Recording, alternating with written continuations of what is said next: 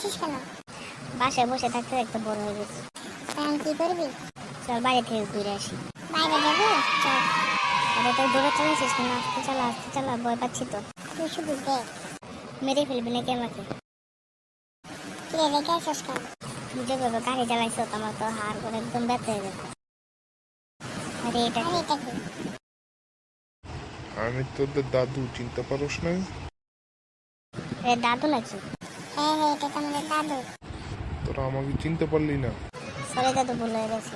আমার তো বেশি কোনো ভূত হয়তো। হ্যাঁ হ্যাঁ।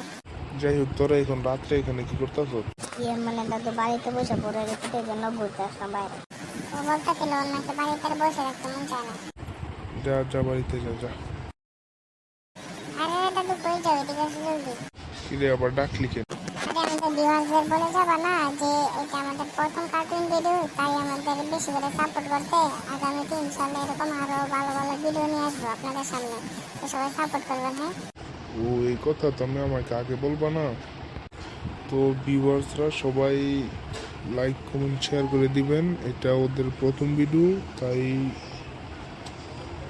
ভালো হয় নাই, বেশি ভালো হয় নাই, তাই একটু সাপোর্ট করবেন।